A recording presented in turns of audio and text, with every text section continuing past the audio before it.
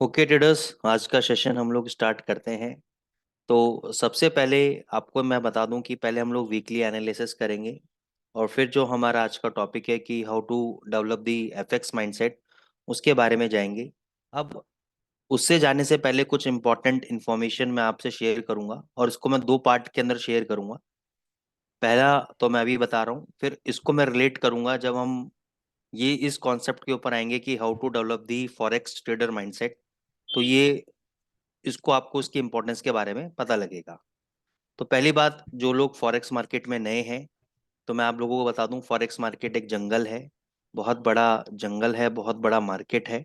और इस मार्केट के अंदर विदाउट मेंटर, विदाउट लर्निंग आप लोग आगे नहीं बढ़ पाएंगे। दूसरा सबसे बड़ी प्रॉब्लम चैलेंज हम लोगों के सामने क्या आता है, चाहे हम स्टूडेंट हों, चाहे हम बिजनेसमैन हो या प्रोफेशनल हो। स्टार्टिंग में हर कोई जब भी इन्वेस्टमेंट करता है तो आदमी को डर लगता है। क्यों? क्योंकि किसी भी नए बिजनेस को, नए व्यापार को चालू करने से पहले, नए वेंचर को चालू करने से पहले आदमी को डर लगता है कि यार मेरे पास पैसा जो सेविंग है वो लिमिटेड है, ठीक है ना, अगर ये भी मेरी सेविंग चलेगी तो क्या होगा।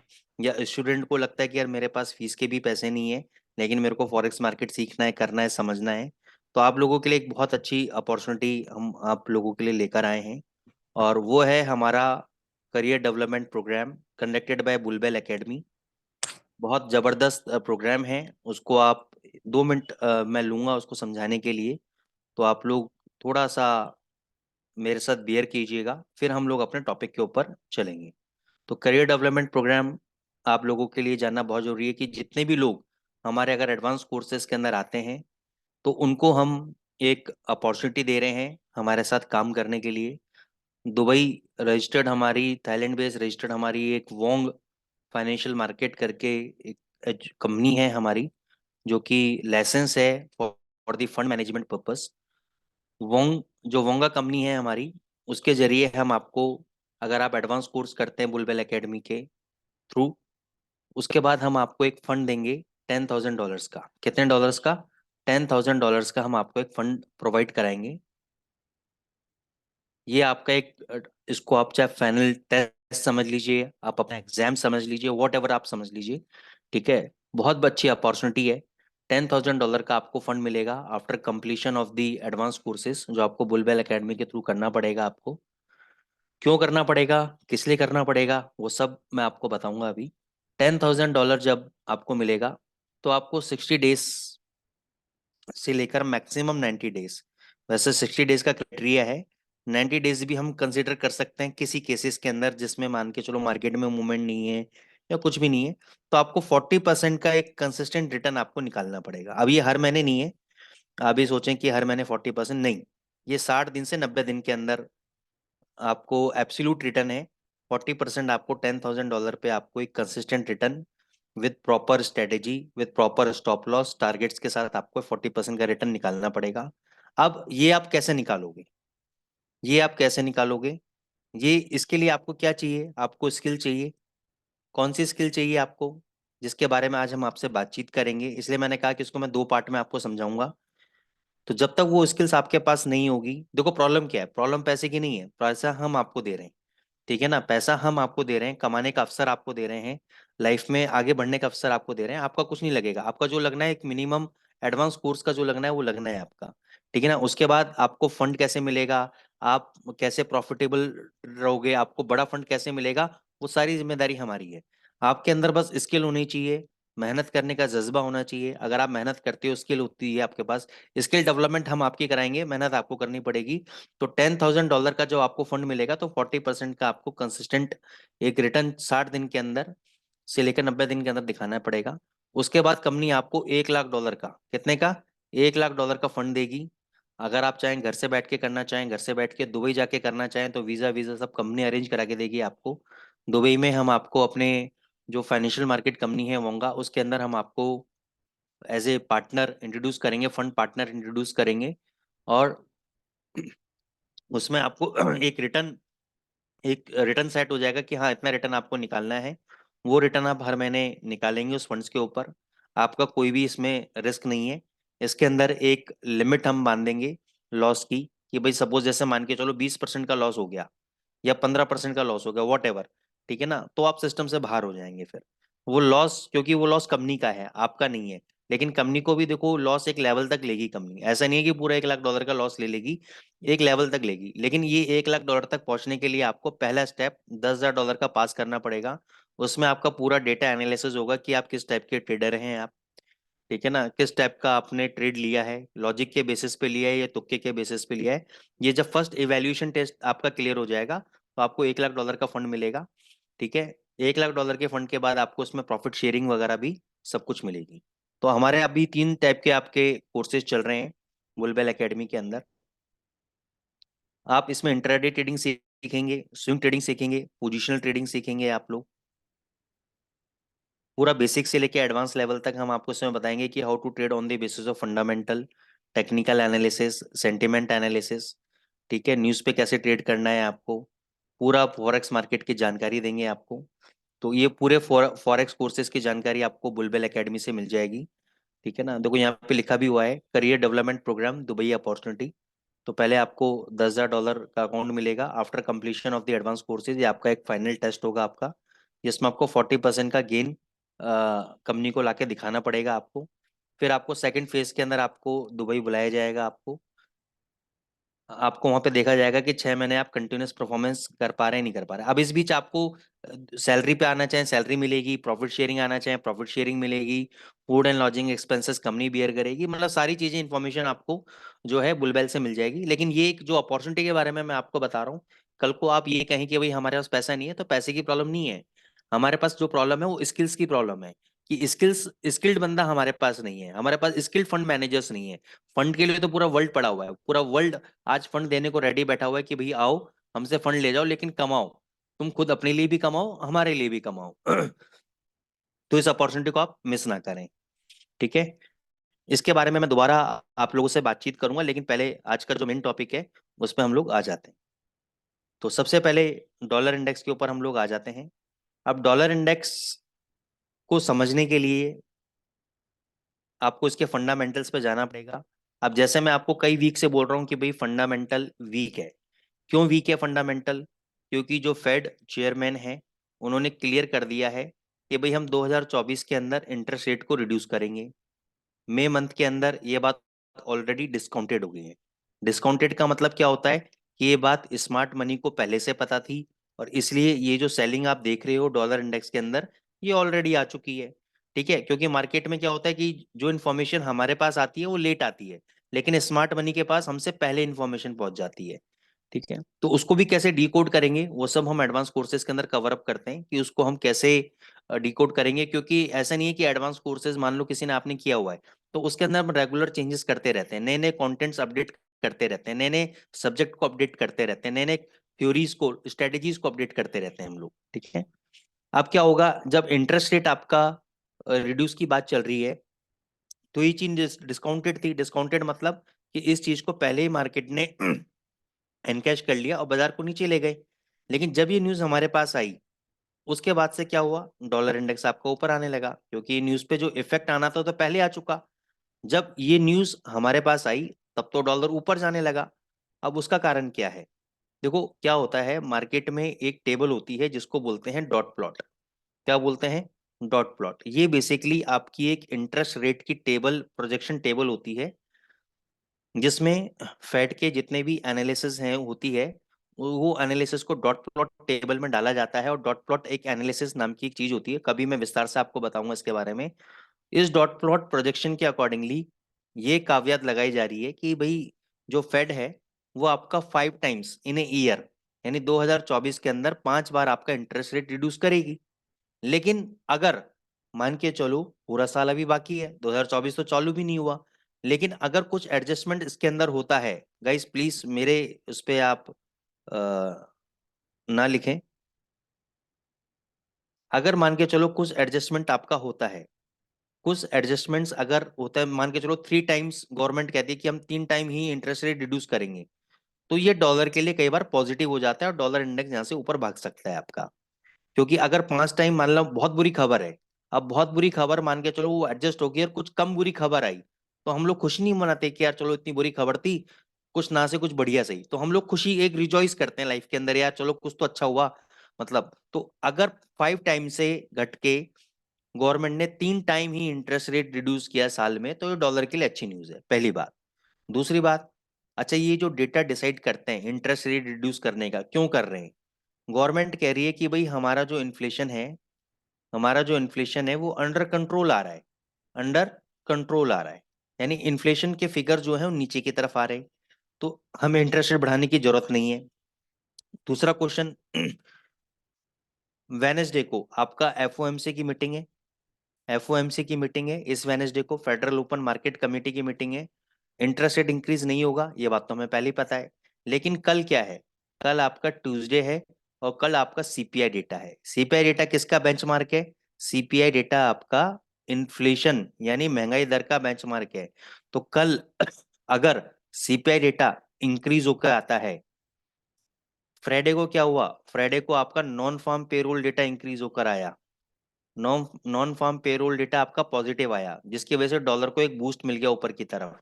अगर कल को सीपीआई डेटा इंक्रीज होके आता है, तो डॉलर आपका इस रेजिस्टेंस से, जो यहाँ पे आप देख रहे हो, मैं आपको दोबारा दिखाता हूँ, जो आप रेजिस्टेंस यहाँ पे देख रहे हो, पहला, दूसरा, तीसरा, ये जो ट्रिपल टॉप आप देख रहे हो रेजिस्टेंस, इस रेजिस्टेंस से एक अच्छा खासा ब्रेकआउट आपको देखने को मिलेगा। और अगर ऐसा होता है तो डॉलर इंडेक्स आपको 105.41 तक जाते हुए देखने को मिल सकता है। क्यों मिल सकता है?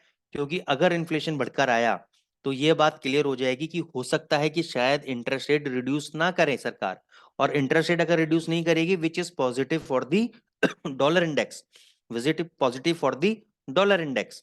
तो ये बात आपको समझना है। लेकिन इसी के विपरीत, अगर कल को सीपीआई डेटा डिक्रीज होके आता है, यानी इन्फ्लेशन और ज्यादा गिर जाता है, तो डॉलर इंडेक्स वापस आपको 103.25 और 102.50 तक नीचे मिल सकता है। तो सारा का सारा खेल किस पे टिका हुआ है? सारा का सारा खेल कल टिका हुआ है सीपीआई डेटा के ऊपर। Getting the point? तो इसलिए आज बाजार में आपको बहुत ज्यादा मूवमेंट देखने को नहीं मिलेगी। कल मूवमेंट आपको सीपीआई डेटा पे भरपूर मूवमेंट आपको देखने को मिलेगी। तो ध्यान रखना, डेटा पॉजिटिव आएगा कल, तो कल सीधा सीधा डॉलर इंडेक्स ऊपर जाएगा, और डेटा नेगेटिव आएगा तो कल सीधे सीधे डॉलर इंडेक्स आपका नीचे आ जाएगा बस। तो इसलिए ज्यादा ओवर एक्सपोजर पोजीशन आज हमें नहीं बनानी है। टेक्निकली डॉलर इंडेक्स यहाँ पे रेजिस्टेंस ले रहा है, डॉलर इंडेक्स यहाँ पे रेजिस्टेंस ले रहा है। जब तक ये लेवल आपका ब्रेक नहीं होता, ये लेवल ऑलमोस्ट आपका 104.30 का लेवल है, 104.30 का लेवल है, ये मैंने आपको पहले भी बोला था। जब ये वाला लेवल बताया था मैंने कि भाई ये वाला लेवल आपका 104.22 का है, तो राउंड फिगर के अंदर मैंने आपको 104.30 का लेवल बताया है कि जब तक 104.30 के ऊपर डॉलर इंडेक्स की क्लोजिंग नहीं आती 2 घंटे के चार्ट पे, तब तक आपको एक तेजी का घर देखने को नहीं मिलेगा, तब तक आपको एक सेलिंग प्रेशर इस लेवल पे देखने को मिलेगा। क्लियर हो गया डॉलर इंडेक्स? ठीक है, अब हम चलते हैं यूरो के ऊपर। अब यूरो भैया क्या कर रहे हैं? यूरो भैया का समझ लो बात। यूरो की आपकी मॉनेटरी पॉलिसी है थर्सडे को, और आपके जीबीपी वाले भैया की भी मॉनेटरी पॉलिसी है थर्सडे को। इन्होंने क्लियर कर क्लियर कर दिया है कि हम इंटरेस्ट रेट नहीं बढ़ाएंगे, विच इज नेगेटिव। अब ये बात तो किसको पता है? ये बात तो अभी हमें पता लगी है, लेकिन मार्केट को तो पहले से पता थी, इसलिए इसलिए यूरो गिर दिया, इसलिए यूरो गिर दिया। ये बात तो मार्केट को पहले से पता थी, हमें तो अभी पता लगी है। ठीक है ना? तो अब क्या होगा? यूरो ऊपर जाने की कोशिश कर रहा है, यहाँ पर यूरो ऊपर जाने की कोशिश कर रहा है अभी के लेवल पे, जबकि ये बात नेगेटिव है कि यूरो इंटरेस्ट रेट नहीं बढ़ाएगा अभी, European central bank interest rate नहीं बढ़ाएगा। तो ओवरऑल पिक्चर अभी भी नेगेटिव है, लेकिन यस, एक बार ये बाउंस बैक देने की कोशिश कर रहा है। अब ये वीक कब तक है? ये वीक कब तक है? जब तक 850 के ऊपर क्लोजिंग नहीं आ जाती 2 घंटे के चार्ट के अंदर, तब तक ये जो सेलिंग लेवल है आपका 817, 837 ये बना रहेगा। इन लेवल्स पे आने के बाद वापस से नीचे नीचे जाने के चांसेस हो सकते हैं।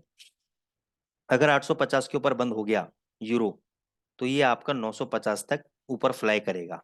रुकेगा नहीं, ये 900 पे भी नहीं रुकेगा, ये 950 तक जाएगा फिर ये।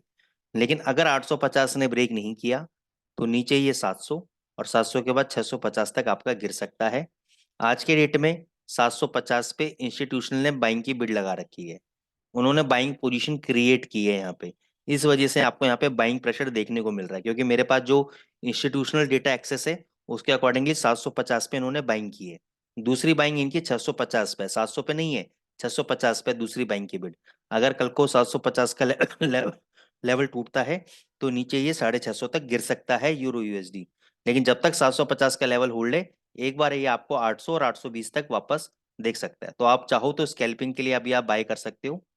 750 का स्टॉप लॉस रखो, टारगेट अपना 800 और 810 का स्टॉप लॉस रख सकते हो स्कैल्पिंग पॉइंट ऑफ व्यू से, क्योंकि ये बहुत बड़ा रेंज नहीं है। अभी आपको तेजी दिखा रहा है, 2 मिनट बाद अभी देखना, 1 घंटे बाद ये आपको नीचे दिखाएगा वापस। ठीक है ना, तो आप स्कैल्पिंग ट्रेड ले लो उसके अंदर अभी आप। मेन ट्रेड कब बनेगा? मेन ट्रेड बनेगा आपका कल, ट्यूसडे वाले दिन मूवमेंट आएगी, या फिर मूवमेंट आएगी आपको थर्सडे वाले दिन। ठीक है ना। वेनेसडे को एफओएमसी का डेटा है, रात को 11:30 बजे, ज्यादा मूवमेंट नहीं आएगी, क्योंकि हमें पहले ही पता है इंटरेस्ट रेट नहीं बढ़ेगा उसके अंदर। तो ओवरऑल ट्रेंड डाउन है। 850 का मैंने आपको मेजर लेवल दे दिया, जब तक ये लेवल ब्रेक नहीं होता केवल सेल और सेल लेना है आपको राइस पे। इसके ऊपर बंद हो गया, बंद होने का वेट करना, तभी 950 तक आपका जा सकता है ऊपर। ठीक है। जीबीपी यूएसडी पे आ जाओ। जीबीपी यूएसडी भी सेम पैटर्न, जैसे यूरो में बना था वैसे ही जीबीपी यूएसडी में बन रहा है। अब जीबीपी यूएसडी में भी देखो इंटरेस्ट रेट नहीं बढ़ेगा, ये बात क्लियर है। लेकिन अगर मैं इसकी कैंडल की मूवमेंट को देखूं और इसके कैंडल की मूवमेंट के डेवलपमेंट को देखूं, तो यहाँ पे मेरे को कोई बहुत ज्यादा सेलिंग या वीक सेलिंग सेंटिमेंट नजर नहीं आ रहा है। ये सिर्फ डॉलर इंडेक्स आपका नीचे गिरा था, या सॉरी ऊपर भगा था, जिसकी वजह से आपका जीबीपी थोड़ा बहुत नीचे आया है। अदरवाइज मेरे को जीबीपी एज ऑफ नाउ अभी कोई बहुत ज्यादा वीक नजर नहीं आ रहा है। लेकिन सिंस अगर डॉलर भगेगा तो जीबीपी भी गिरेगा, यूरो भी गिरेगा। तो जीबीपी में मैं अभी कोई भी पोजीशन नहीं बनाना चाहता इस रेट के ऊपर। ठीक है ना, मैं वेट करूंगा कि अगर ये 2450, ये वाला जो यहाँ पे झटका मार के ऊपर गया था, ये वाला लेवल 2450 वाला लेवल, या 2400 वाला लेवल जो कि एक बहुत अच्छा स्ट्रॉन्ग सपोर्ट लेवल है, अगर इस जोन के अंदर आता है तो मैं डेफिनेटली यहाँ पे बाय करने की कोशिश करूंगा। और यहाँ पे फिर मैं कम से कम 100 पिप के लिए तो कम से कम वेट करूंगा। स्टॉप लॉस मेरा 2400 का ही रहेगा, या 2390 का आप ले लो क्लोजिंग बेसिस पे। अगर 2390 के नीचे बंद हो गया कैंडल कोई भी, और उसका लो ब्रेक हो गया तो एग्जिट, तो एग्जिट। अदरवाइज अदरवाइज आपको केवल बाय ट्रेड लेना है डिप के ऊपर, और यहाँ से कम 100 सवा 100 पिप की तेजी आपको देखने को जीबीपी यूएसडी के अंदर खास तौर से मिलेगी। अब जेपीवाई के अंदर क्या कहानी हुई? जेपीवाई के अंदर क्या कहानी हुई, एकदम से इतना गिर गया? तो जेपीवाई के अंदर ये कहानी हुई कि भाई बैंक ऑफ जापान ने ये बोल दिया कि भाई अभी हम जो नेगेटिव टेरिटरी के अंदर हमारे इंटरेस्ट रेट्स हैं, इससे हम बहुत जल्दी बाहर निकलेंगे, और हम कहीं ना कहीं पॉजिटिव टेरिटरी के अंदर आएंगे। किसके अंदर आएंगे? पॉजिटिव टेरिटरी के अंदर आएंगे। तो ये जेपीवाई के लिए बड़ी पॉजिटिव न्यूज थी, क्योंकि मैंने आपको क्या सिखाया है कि किसी भी कंट्री का अगर इंटरेस्ट रेट इंक्रीज होता है, किसी भी कंट्री का अगर इंटरेस्ट रेट इंक्रीज होता है, तो वहां की करेंसी क्या होती है? वहां की करेंसी आपकी ऊपर जाती है, वहां की करेंसी आपकी ऊपर जाती है। तो क्या हुआ? जेपीवाई के लिए पॉजिटिव न्यूज थी। तो जितने भी पेयर थे, चाहे आप एयूडी जेपीवाई देख लो, आप एनजेडी जेपीवाई देख लो, आप यूएसडी जेपीवाई देख लो, सब जितने भी जेपीवाई के अगेंस्ट में पेयर थे सारे फॉल हो गए। ठीक है, फॉल हुआ, ये सेंटिमेंटल न्यूज था, न्यूज के कारण फॉल हुआ। ट्रेंड इनका ओवरऑल स्ट्रांग था, ट्रेंड स्ट्रांग था। लेकिन जेपीवाई ने स्टेटमेंट दिया है, अभी एक्शन नहीं लिया है। You have to understand this concept कि एक बोलना और एक करना, बोलने में और करने में रात दिन का फर्क है। तो बोला है उन्होंने कि भाई हम नेगेटिव टेरिटरी में नहीं रखेंगे, इंटरेस्ट रेट को पॉजिटिव लेकर आएंगे। लेकिन क्या लेकर आए क्या? अभी अभी लेकर नहीं आए, अभी लेकर नहीं आए। ठीक है ना। तो इसलिए ये एक सेंटिमेंटल सेटबैक था, ये एक सेंटिमेंटल सेटबैक था। ठीक है ना, तो वो एब्जॉर्ब हो गया, अब बाजार ऊपर जाने की कोशिश कर रहा है। हो सकता है कि जितना जितना गिरा है उतना तो कम से कम ये ऊपर जा सकता है, 185 और 186 तक जा सकता है। अब 185 या 186 तक ये जा सकता है, मैंने तो बोल दिया। अब यहाँ पे क्या बाइंग बनती है? बाइंग इसलिए नहीं बनती क्योंकि जितना ये वॉलेटाइल है करेंसी पेयर, उस हिसाब से वापस 181 भी आ सकता है। कोई बड़ी बात नहीं है कि वापस से टूट के 181 आ जाए। तो अभी आपको जेपीवाई जो करेंसी पेयर्स है उनसे आपको दूर रहने की सख्त आवश्यकता है। ओवरऑल जीबीपी जेपीवाई के लिए मैं पॉजिटिव हूँ। ये आपका वापस ऊपर जाएगा। ठीक है। AUD USD 6670 का टारगेट पूरा करके नीचे आया है। ठीक है। करेंसी पेयर ने अभी अपना, देखो, ट्रेंड थोड़ा सा वीक बनाया है, लेकिन मेरे हिसाब से तो ये स्ट्रांग तो है ही, नीचे तो नहीं है, लेकिन एक बार ये नीचे इसको 6500 तक आना चाहिए। और इवन मेरी बात अगर ये मानता हो तो 6450 तक इसको नीचे आना चाहिए। यहाँ पे अगर आता है तो यहाँ पे बहुत बढ़िया बाइंग इसकी बनती है। अभी करंट लेवल पे 6561 पे मेरी तरफ से कोई भी ना तो सेलिंग का रिकमेंडेशन है, ना ही बाइंग का रिकमेंडेशन है। इसका जो बेस्ट लेवल है बाइंग का वो 6450 के आसपास है। इस लेवल पे आता है तो यहाँ से आप बाइंग करना चालू करो, और 6340 का अपना SL रखो आप क्लोजिंग बेसिस पे। ये एक बहुत बढ़िया ट्रेडिंग स्विंग ट्रेड आपका बनेगा, बहुत जबरदस्त ट्रेड आपका बनेगा। Rajesh ji, USD JPY sir भी मैं बताता हूँ सर। अभी एक बार इसको कंप्लीट कर लेता हूँ, फिर आपके करेंसी पेयर्स भी मैं देखूंगा। तो एक बार ये 6450 आ जाए तो इस जोन के अंदर ये बहुत बढ़िया बाइंग बनेगी। फिर हम एवरेज भी करेंगे इसको कहीं ना कहीं 6400 के आसपास, और 6340 का SL रखेंगे। यहाँ से हमें एक अच्छा खासा बाउंस बैक मिलेगा, लेकिन इस लेवल पे मैं इस पेयर के अंदर बिल्कुल भी इंटरेस्टेड नहीं हूँ। इस लेवल पे मैं कुछ भी काम करने नहीं चाहता है इस पेयर के ऊपर। ठीक है। फिर मैं आ जाता हूँ गोल्ड के ऊपर। जैसा मैंने आपसे कहा था कि गोल्ड ऑल टाइम हाई का आपका ब्रेक करेगा, ब्रेक करा। फिर मैंने आपको लास्ट वेबिनार में बोला था कि 2016 तक आएगा, ये 2016 तक आया, बल्कि इनफैक्ट अभी तो 1993 चल रहा है। अभी 1980 का एक स्ट्रॉन्ग सपोर्ट लेवल है। 1980 से इसको एक बार बाउंस बैक देना चाहिए 2000 तक। अगर 1980 ब्रेक हुआ तो ये 1950 तक डेफिनेटली नीचे गिरेगा। जितना ऊपर बढ़ा है उतना ही नीचे जरूर आएगा, ये मार्केट का नियम होता है, ये मार्केट का प्राइस एक्शन का एक रूल है। तो गोल्ड जिस हिसाब से, क्योंकि ऐसा नहीं है कि हर करेंसी पेयर का ये है कि इतना बढ़ा है तो इतना नीचे आएगा, नहीं। एक मोमेंटम होता है, एक मतलब मोमेंटम का एक दायरा होता है।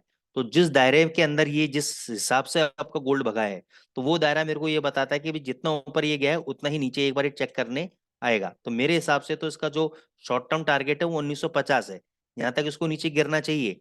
ठीक है ना। लेकिन शॉर्ट टर्म के अंदर एक 1980 का सपोर्ट है, ये लेवल होल्ड करता है तो ये 2001 और 2015 तक ऊपर जा सकता है। ये लेवल अगर टूट गया 1980 का तो ये 1950 तक आ सकता है।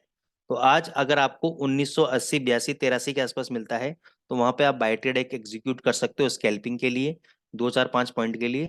अदरवाइज नहीं तो आप अवॉइड करो, 1980 ब्रेक करते ही 1950 ही आएगा। ऊपर के लिए जो रोड ब्लॉक है वो 2040 का है। यहाँ पे आप देखो मल्टीपल टाइम्स, एक बार, दो बार, तीन बार, यहाँ पे इसने मल्टीपल टाइम 2040 के लेवल को ब्रेक नहीं करा और यहाँ से तोड़ दिया, यहाँ से तोड़ दिया इसने नीचे। ठीक है ना। तो ये अभी ओवरऑल वीक में है। शॉर्ट पोजीशन आप चाहो तो बना सकते हो, लेकिन अब इतनी नीचे लेवल क्योंकि सपोर्ट एकदम पास में है। ठीक है ना। तो मैं ये भी नहीं कह सकता कि शॉर्ट कर दो उसको, क्योंकि अगर यहाँ से रिवर्सल होने लगा तो 2015 तक भी जा सकता है। ठीक है ना। तो इससे बेटर क्या है कि अगर ये 1980 83 82 के आसपास आता है तो एक बार आप बाय ट्रेड देख सकते हो 2 4 पॉइंट के लिए। नहीं तो इसको अभी टूटने दो, ऊपर भगता है तभी शॉर्ट करो। ठीक है ना। उससे पहले आप कोई भी ट्रेड लेना रिस्की हो जाएगा मेरे हिसाब से। ठीक है ना। ऊपर आता है तो शॉर्ट पोजीशन ही बनानी है आपको। ठीक है। तो ये आपका गोल्ड का एनालिसिस हो गया। USD JPY के ऊपर बात कर लेते हैं। देखो जैसे आपका GBP JPY था, NZD JPY, देखो सारे आज JPY पेयर भग रहे हैं। आप USD JPY देख लो, USD JPY आपका, अच्छा अब ये क्या था ना सर, ये सेलिंग लेवल था आपका। यहाँ पे आप देखोगे यहाँ पे एक सेलिंग लेवल था, सेलिंग जोन था ये। तो USD JPY जब तक 148 के ऊपर नहीं बंद होता तब तक मैं इसके अंदर फ्रेश तेजी नहीं देख रहा हूँ। मैं इसके अंदर फ्रेश तेजी नहीं देख रहा हूँ। ज्यादा से ज्यादा अभी ये क्या करेगा, 14750 तक आ जाएगा, 148 तक आ जाएगा मैक्सिमम। लेकिन मेरे को वहां से फिर सेलिंग प्रेशर नजर आ रहा है इसके अंदर, मेरे को वहां से फिर सेलिंग प्रेशर इसके अंदर नजर आ रहा है। अगर ये 148 के ऊपर क्लोज हो जाता है तब मान के चलो ये वापस तेजी बनाएगा, अदरवाइज नहीं बनाएगा। आप कोई भी पेड़ उठा के देख लो, आप NZD JPY देख लो, आज जबरदस्त तेजी दी है। ये देखो अभी तक तेजी बना रहा है, क्योंकि जितनी रैली जिस हिसाब से इसने मूवमेंट दिया है ना, एक बार जहां से गिरा है उस लेवल तक ये वापस ऊपर भगेंगे, एक बार उस लेवल तक ये ऊपर जाएंगे जाएंगे। AUD JPY देख लो आप।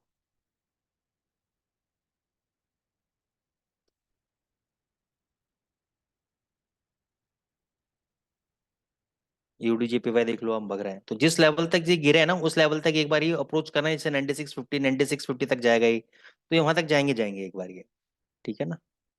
अगर कोई फर्दर कोई नेगेटिव न्यूज नहीं आती तो ये वहां तक जाएंगे जाएंगे वापस। और कोई करेंसी पेयर पे आप एनालिसिस चाहते हैं, कोई भी करेंसी पेयर पे अगर आप एनालिसिस चाहते हैं तो आप चैट बॉक्स पे लिख सकते हैं। और नहीं तो उसके बाद हम लोग अपना आज का जो इम्पोर्टेंट टॉपिक है उसके ऊपर हम लोग चलेंगे, सिल्वर के ऊपर। दिव्यांग जी, सिल्वर के ऊपर देख लेते हैं।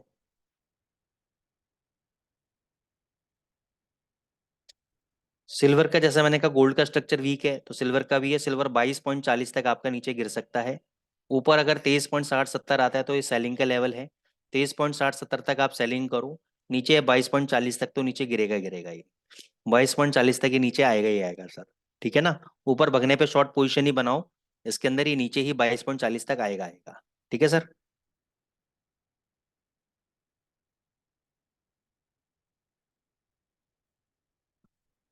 और कोई करेंसी पेयर पे एनालिसिस चाहता है?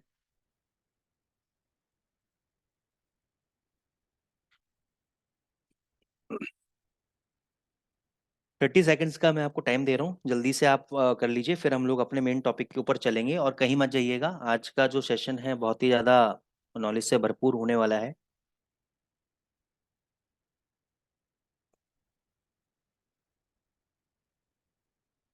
चलिए फिर हम आज के सेशन के ऊपर चलते हैं। तो आज का सेशन है कि भाई हम फॉरेक्स ट्रेडर का जो माइंडसेट है उसको हम कैसे डेवलप करें, कैसे उसके अंदर एक्सेल करें। गोल्ड, सर गोल्ड मैंने अभी ताहा जी बताया था, गोल्ड दोबारा बता देता हूँ मैं, कोई बात नहीं। गोल्ड सर मेरे को वीक लग रहा है। गोल्ड आपका 1980 तक एक आना चाहिए। 1980 पे एक सपोर्ट है इसका। 1980 पे अगर इसका सपोर्ट ब्रेक हो जाता है तो नीचे ये आपका काफी नीचे गिर सकता है। एक,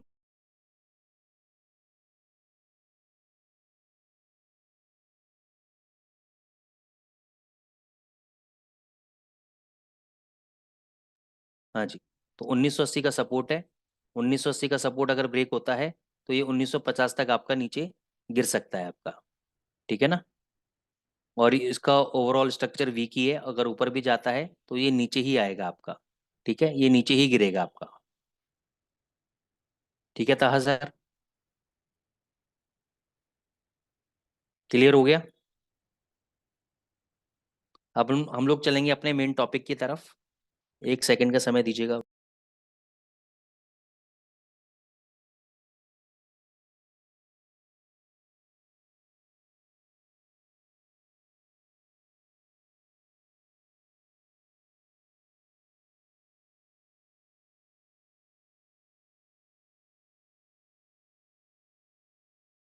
आज का जो टॉपिक है कि हम एक प्रोफेशनल फॉरेक्स ट्रेडर वाला माइंडसेट कैसे डेवलप करें।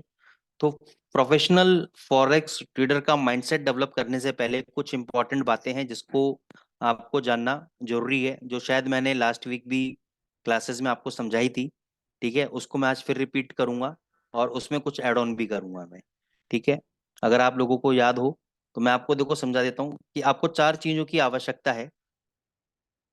पहले तो आपको फॉरेक्स मार्केट के बेसिक्स के बारे में पता होना चाहिए कि फॉरेक्स मार्केट क्या है, स्पॉट एफएक्स मार्केट किसको बोलते हैं, प्राइमरी स्पॉट मार्केट किसको बोलते हैं, सेकेंडरी स्पॉट मार्केट किसको बोलते हैं, इंटर डीलर मार्केट किसको बोलते हैं, इंटर बैंक मार्केट किसको बोलते हैं, पिप क्या है, लेवरेज क्या है, उसमें कैलकुलेशन क्या है, मार्जिन क्या है, लेवरेज को अगर बेनिफिट में लाया जाए तो कैसे बेनिफिट में ले सकते हैं, ज्यादा कब लेना है, कब लेना है।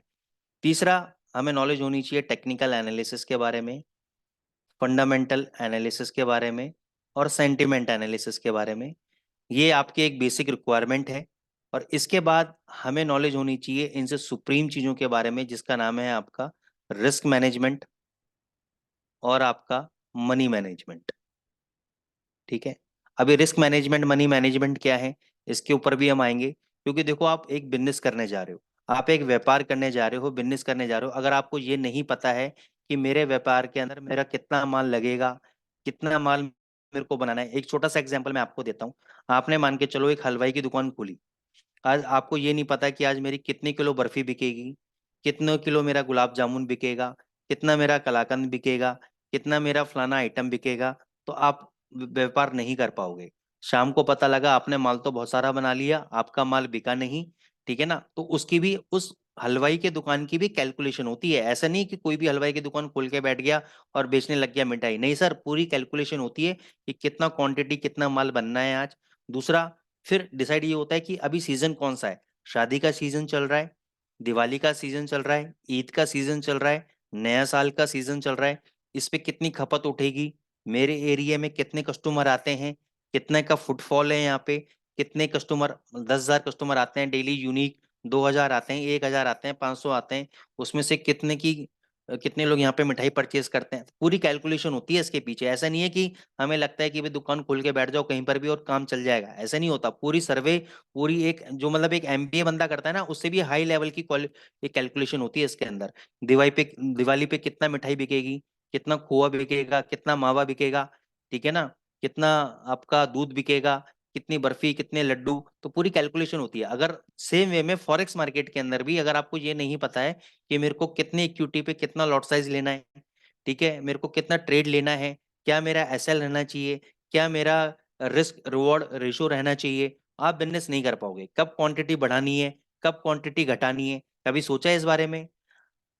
जितने भी पुराने फॉरेक्स ट्रेडर हैं, आप खुद इस बात का एनालिसिस करो, आप लोग जब से आप फॉरेक्स ट्रेडिंग कर रहे हो, चाहे 6 महीने से, चाहे 1 साल से, या 2 साल से, या नए हो, कि आप जब से डेमो पे कर रहे हो चाहे लाइव पे कर रहे हो, आपने हमेशा एक ही क्वांटिटी कंसिस्टेंट बनाए रखी है। या तो आप 0.0101 पे काम कर रहे हो, या 0.10 पे काम कर रहे हो। ये कभी मन किया आपका तो 0.15 पे कूद गए, कभी मन किया तो 0.05 पे कूद गए, कभी मन किया तो 0.07 पे। कोई कैलकुलेशन नहीं है उसके पीछे, कोई रीजन नहीं है, कोई लॉजिक नहीं है उसके पीछे, जब मन किया वैसा काम कर लिया। क्या ऐसा बिजनेस सस्टेनेबल है? आप कुछ सोचो। क्या कोई भी व्यक्ति अपना पैसा आपको फंड मैनेज करने के लिए देगा?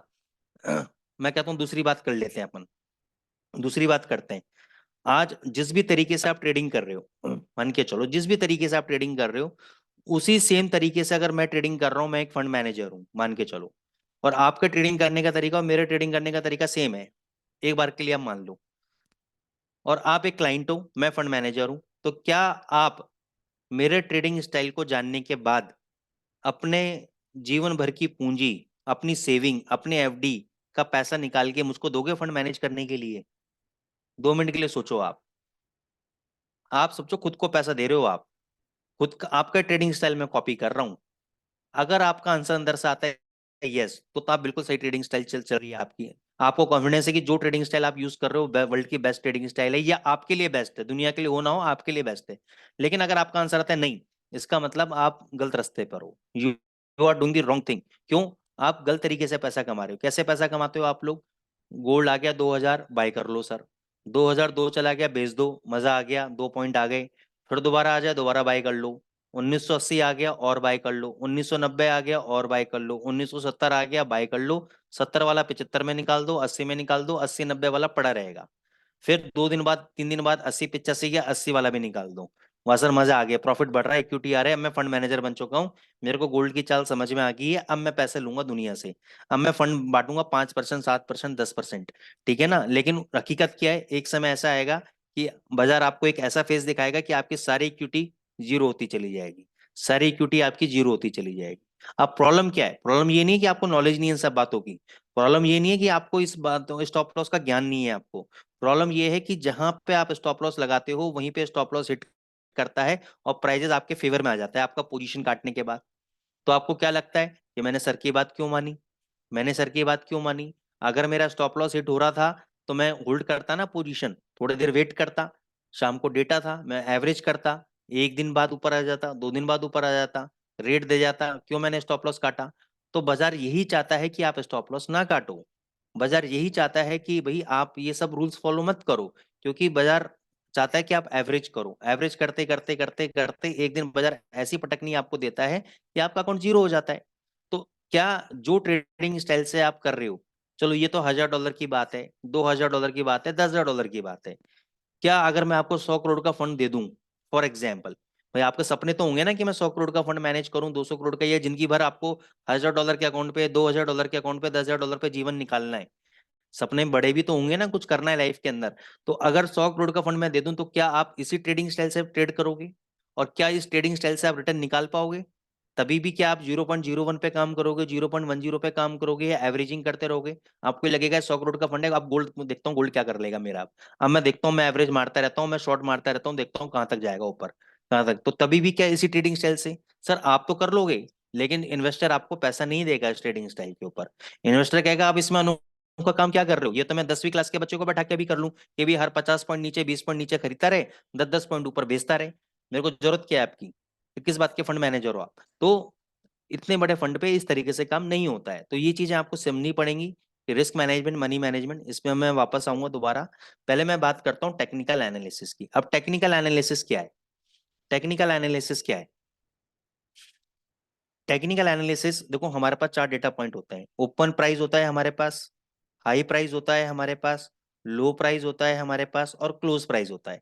अब ये जो 4 डेटा पॉइंट्स होते हैं हमारे पास, ओपन, हाई, लो, क्लोज, इनको ग्राफिकल प्रेजेंटेशन के अंदर बना के, यानी एक चार्टिंग फॉर्मेट के अंदर बना के हमें पेश कर दिया जाता है कि भाई ये टेक्निकल एनालिसिस है, ये चार्ट्स है। ठीक है। अब इनके अंदर कई सारी थ्योरी बना दी, कैंडल पैटर्न बना दिए, चार्ट पैटर्न बना दिए, इंडिकेटर बना दिए दुनिया भर के। ठीक है ना, अब उनको आप समझते रहो। ठीक है। तो ये टेक्निकल एनालिसिस का मतलब है कि हिस्टोरिकल प्राइस पैटर्न, यानी जो डेटा पहले बीत चुका है, उस डेटा पे ये एनालिसिस करना कि प्राइसेस ऊपर जाएंगे या नीचे जाएंगे। फॉर एग्जाम्पल, गोल्ड अभी यहाँ पे चल रहा है, 1992 चल रहा है। अब ये क्या है? ये सारा हिस्टोरिकल डेटा है जो पहले हो चुका। ये क्या हो चुका? इस पे तो ट्रेडिंग हो चुकी, इन लेवल्स के ऊपर तो काम हो चुका।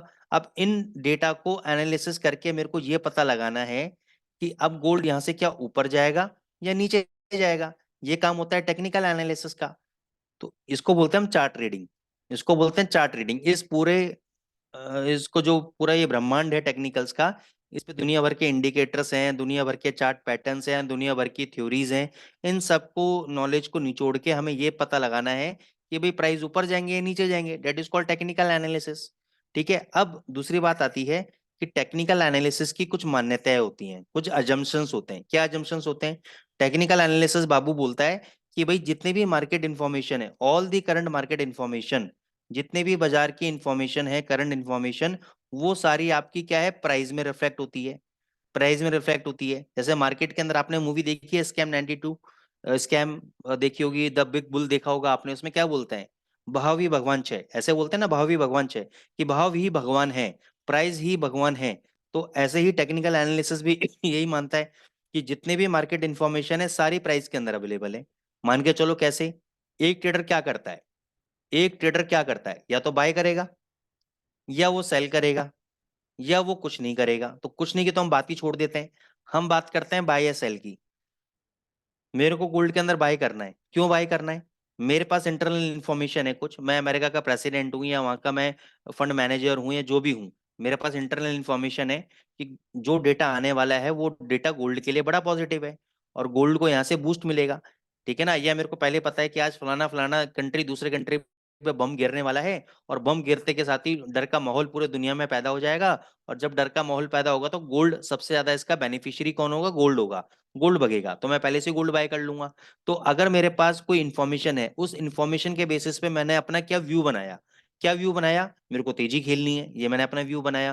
तो जब मैं तेजी खेलूंगा तो मैं, ऑब्वियस सी बात है, मैं बाय करूंगा। अब क्योंकि मैं बड़ा आदमी हूँ, बड़ा प्लेयर हूँ, मेरे पास मोटा पैसा है, मेरे पास अगर मोटा पैसा है, बड़ा पैसा है, तो मैं बड़ी क्वांटिटी मारूंगा। बड़ी क्वांटिटी मारूंगा तो चार्ट के अंदर मेरे को बड़े बड़े कैंडल नजर आएंगे, बड़े बड़े कैंडल नजर आएंगे। तो जब बड़े कैंडल नजर आएंगे तो being a technical analyst, being a chartist, मेरे को पता रहेगा यार चार्ट में कुछ ना कुछ गड़बड़ है, चार्ट के अंदर कुछ ना कुछ कहानी पकड़ी है, तो मैं ट्रेड लूंगा उस हिसाब से। अब इसी के विपरीत जरा 2 मिनट के लिए सोचो कि ये इंफॉर्मेशन जो इस ट्रेडर के पास थी, जो कि बड़ा पैसे वाला आदमी था या बड़ा नॉलेजेबल आदमी था, ये इन्फॉर्मेशन मेरे और आपके पास हो तो हम क्या उखाड़ लेंगे? मैं कितना बाय कर लूंगा और आप कितना बाय कर लोगे? हम कितना, 0.01, 0.10, 1 लॉट, 2 लॉट, 5 लॉट, 10 लॉट, बस इतना बाय कर लेंगे। तो मेरे और आपके बाय करने से क्या कुछ घंटा फर्क पड़ रहा है चार्ट के अंदर? कुछ कैंडल बन रही है आपके मेरे बाय करने से? नहीं। चार्ट में कैंडल किसके बाय करने से बन रही है? स्मार्ट प्लेयर के बाय करने से, बड़े हाथी के बाय करने से, बड़े व्हेल्स के बाय करने से बड़ी मूवमेंट चार्ट के अंदर आ रही है। तो जब भी चार्ट के अंदर कुछ ऐसी बड़ी मूवमेंट आती है तो वो कैप्चर हो जाती है। तो टेक्निकल वाला बोलता है कि मैं फंडामेंटल क्यों देखूं? क्योंकि फंडामेंटल वाला भी तो फंडामेंटल एनालिसिस करके चार्ट में तो बाइंग करेगा, करेगा तो बाइंग तो चार्ट में नजर आ जाएगा मेरे को, तो मैं उसको प्रिडिक्ट करूंगा। लेकिन उतनी काबिलियत आपके पास होनी चाहिए कि आप फंडामेंटल इंफॉर्मेशन को टेक्निकल चार्ट के माध्यम से डीकोड कर पाओ, ठीक है ना। तो वो स्किल्स कहाँ से आएंगी? वो स्किल हम आपको सिखाएंगे एडवांस कोर्स के माध्यम से। इसलिए मैंने कहा कि जो दुबई का आपका करियर डेवलपमेंट प्रोग्राम है आपका, वो आपको अगर उसके लिए स्किल डेवलपमेंट आपको करनी है तो आपको पहले एडवांस कोर्सेज सीखना पड़ेगा। अब इसमें हम क्या क्या बता रहे हैं, जैसे टेक्निकल एनालिसिस हो गया। दूसरा, टेक्निकल एनालिसिस की दूसरी मान्यता क्या है? History tend to repeat itself. History क्या होती है? हिस्ट्री रिपीट होती है। हिस्ट्री रिपीट होने का मतलब क्या है? जैसे मान के चलो, हमारे बुजुर्ग क्या कहते हैं घर में, जब भी बारिश का माहौल आता है या मौसम खराब होता है, क्या कहते हैं? बारिश आने वाली है। क्यों? उन्होंने देखा कि भाई बादल काले पड़ गए हैं, मौसम बिगड़ गया है। तो उन्होंने देखा कि जब जब ऐसा हुआ है तब तब बारिश हुई है, तो उन्होंने क्या बोला? बारिश आने वाली है, बारिश हो जाती है। ठीक है, तो वैसे ही चार्ट के अंदर हमने देखा कि यार जब जब ऐसा कोई पैटर्न बनता है और ऐसा पैटर्न बनने के बाद प्राइजेस आपके नीचे की तरफ गिरते हैं, तो यानी जब फ्यूचर में जब ऐसा पैटर्न बनेगा तो हम सतर्क हो जाएंगे कि प्राइजेस नीचे गिरेंगे। या ऐसा पैटर्न बनने के बाद प्राइजेस आपके ऊपर जाते हैं तो हम सतर्क हो जाएंगे, फ्यूचर में जब भी प्राइजेस बनेंगे, पैटर्न बनेगा, प्राइजेस ऊपर जाएंगे। तो इसका मतलब history tend to repeat itself. History repeat होती है। अगर पहले पहले ऐसा पैटर्न बना था, उसके बाद तब तब ऐसा ऐसा हुआ था, तो फ्यूचर में भी अगर जब जब ऐसा पैटर्न बनेगा तब तब ऐसा होगा। ठीक है, तो history tend to repeat itself. तो ये टेक्निकल एनालिसिस है। इंडिकेटर का एनालिसिस, इंडिकेटर को कंबाइन करना, कंबाइन करके इंडिकेटर को अच्छी स्ट्रेटजीज बनाना, ठीक है ना, डेटा को एनालिसिस करना, ओपन इंटरेस्ट डेटा को एनालिसिस करना, बहुत सारी चीजें हैं। तो वो सब हम आपको टेक्निकल एनालिसिस के अंदर कवर अप करते हैं। पूरा बेसिक से लेकर एडवांस पूरा एक स्ट्रक्चर है, एक सिस्टम है, एक बेस है, उसको पूरा तैयार करते हैं। फिर आता है आपका फंडामेंटल एनालिसिस। अब फंडामेंटल एनालिसिस क्या है? ये भी बहुत जबरदस्त चीज है फंडामेंटल एनालिसिस, इसको भी समझ लेते हैं। अब फंडामेंटल एनालिसिस के दो पार्ट होते हैं। फंडामेंटल एनालिसिस के दो पार्ट होते हैं, ठीक है। कौन कौन से दो पार्ट हैं? फंडामेंटल एनालिसिस के दो पार्ट है। पहला है इन हाउस।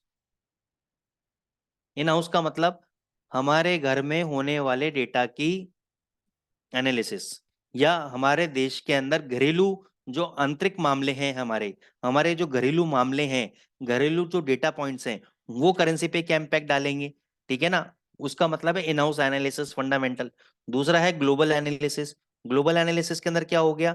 रशिया यूक्रेन का वॉर हो गया, इसराइल हमास का वॉर हो गया, अमेरिका चाइना का ट्रेड वॉर हो गया, ठीक है, इंडिया का फलाना चाइना से कोई लफड़ा हो गया। तो अब इन सब बातों का करेंसी पे क्या इम्पैक्ट पड़ेगा? रशिया यूक्रेन लड़ रहे हैं, उसमें यूरोप का क्या लेना देना, अमेरिका का क्या लेना देना? कुछ ना कुछ तो होगा लेना देना। इसराइल हमास का लड़ाई हो रही है, उसमें यूरोप क्यों कूद रहा है, उसमें अमेरिका क्यों कूद रहा है, उनका क्या लेना देना, उस पर करेंसी पे क्या इम्पैक्ट पड़ेगा, ठीक है। कहीं तूफान आ गया, कहीं भूकंप आ गया, तो उस पर मार्केट पे क्या इम्पैक्ट पड़ेगा, गोल्ड पे क्या इम्पैक्ट पड़ेगा, जियोपॉलिटिकल टेंशन के कारण गोल्ड पे क्या इम्पैक्ट पड़ेगा, चांदी पे क्या इम्पैक्ट पड़ेगा, यूरो पे क्या इम्पैक्ट पड़ेगा, जीबीपी पे। तो ये सब ग्लोबल फैक्टर्स हैं आपके। और इन हाउस फैक्टर्स कौन कौन से हैं? यानी घरेलू आंतरिक मामले। आंतरिक मामले किसके? अमेरिका के, क्योंकि अमेरिका क्या है? डॉलर इज द बाप of the forex market. Dollar क्या है? किंग है फॉरेक्स मार्केट का। डॉलर मार्केट मूव करेगा, जब डॉलर मूव करेगा तो यूरो भी मूव करेगा, जीबीपी मूव करेगा, गोल्ड भी मूव करेगा। तो हम जो आंतरिक मामले का एनालिसिस करते हैं, वो सबसे पहले करते तो गोल्ड का है, लेकिन गोल्ड के साथ साथ हम यूरो भी करते हैं, जीबीपी का भी करेंगे, ऑस्ट्रेलियन डॉलर का भी करेंगे, न्यूजीलैंड का भी करेंगे। लेकिन सबसे ज्यादा जो इंपॉर्टेंट है वो डॉलर इंडेक्स यानी अमेरिका का है। कौन कौन से डेटाज हैं? सबसे पहले आता है आपका इंटरेस्ट रेट। अब इंटरेस्ट रेट का रिलेशन होता है आपका इन्फ्लेशन के साथ, यानी महंगाई दर। महंगाई दर का रिलेशन होता है आपका एम्प्लॉयमेंट के साथ, जीडीपी नंबर्स के साथ, ठीक है ना, रिटेल सेल्स डेटा के साथ। तो ऐसे बहुत सारे डेटाज होते हैं जिनका हमें एनालिसिस करना पड़ता है, ठीक है। तीसरा है आपका सेंटिमेंट एनालिसिस। अभी सेंटिमेंट एनालिसिस क्या है? सेंटिमेंट एनालिसिस है, मान के चलो पूरे वर्ल्ड में आपके 100 ट्रेडर हैं, 100 ट्रेडर हैं। 100 में से 90 जो लोग हैं 90% जो लोग हैं वो रिटेल ट्रेडर कैटेगरी के लोग हैं। रिटेल ट्रेडर कौन? मैं और आप। और 10% कौन? Smart money. स्मार्ट मनी कौन हो गया? स्मार्ट मनी हो गया आपका पोर्टफोलियो मैनेजर्स, बड़े बड़े इकोनॉमिस्ट, बड़े बड़े बैंकर्स, बड़े बड़े हेज फंड मैनेजर्स, ठीक है। अब ये जो 90% कैटेगरीज होती है ना दोस्तों, ये हमेशा लॉस मेकिंग कैटेगरी होती है। हमेशा कौन सी होती है, लॉस मेकिंग कैटेगरी होती है, क्योंकि इनके पास क्या होता है, सोर्स ऑफ इंफॉर्मेशन बहुत कम होती है। आज मैं दिल्ली के किसी कोने में बैठा हूँ फॉर एग्जांपल, ये दुबई के किसी कोने में बैठा हूँ या थाईलैंड के किसी कोने में बैठा हूँ, तो मेरे पास इंफॉर्मेशन, सोर्स ऑफ इंफॉर्मेशन बहुत लेस है। लेकिन जो ये 10% स्मार्ट एडॉप्टर्स लगे हुए हैं, जहाँ पे वर्ल्ड की सबसे पहले न्यूज आती है, ठीक है ना, हमारे पास तो न्यूज बहुत देर से आती है। ठीक है, हमारे पास तो सिर्फ वेबसाइट्स के माध्यम में वहीं पे हम न्यूज देखते हैं, इनके पास बहुत पहले से आ जाती है। तो ये